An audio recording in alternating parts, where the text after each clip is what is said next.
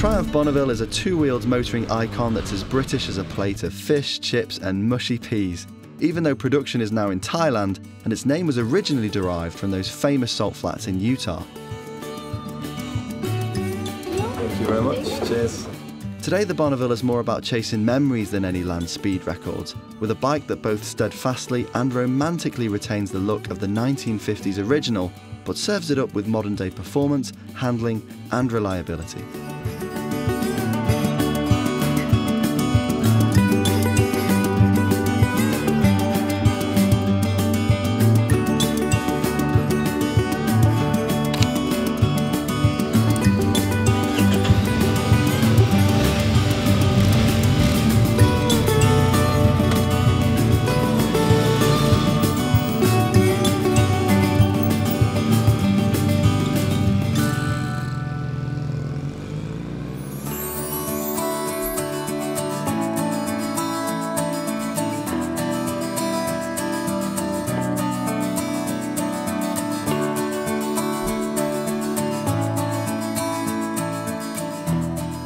As soon as you lay eyes on the Bonneville, you can feel it working hard to evoke all those cafe racer memories, albeit in a modern day context of twin tube frame, disc brakes and electric start.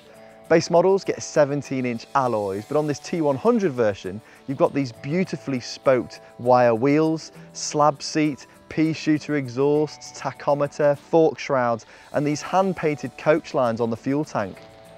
Fuel injection may have been standard since 2008, but even the throttle bodies have been cast to look like a pair of traditional Amel carburetors. I love that. Unfortunately, there are other elements on the bike that aren't quite so considered. The fuel cap doesn't have a lock on it, the rectifier is clumsily located beneath the headlight, plus the location of this ignition chamber means that if you've got any other keys on your keyring, which you will have, it's going to scratch and rattle as you're riding.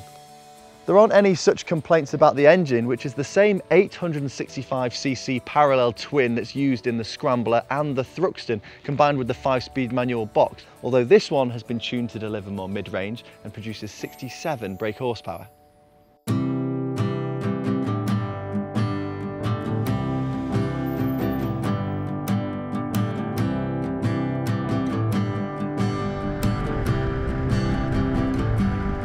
I've got treetops under my head, I've got seasons under my bed, I've got troubles in the nighttime, troubles in the daytime. The modern Bonneville is very user-friendly.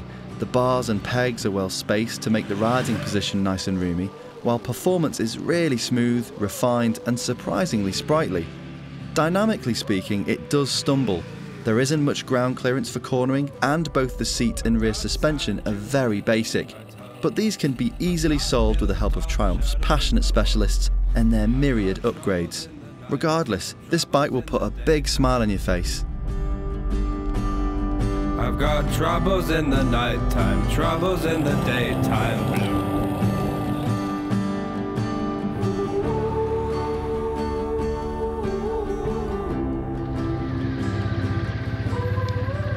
In a Sunday afternoon cruising context, this Bonneville is utterly charming.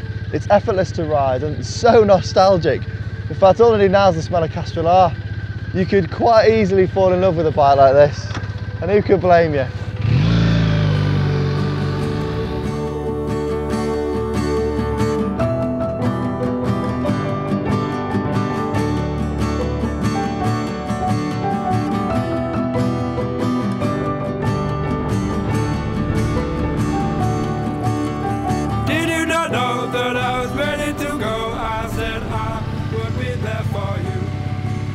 The iconic name, the classic styling and the mild manners will make the Bonneville an appealing choice for a lot of people. Whether you're new to riding, coming back to riding or simply fancy a second bike to covet and ride out on the sunny days.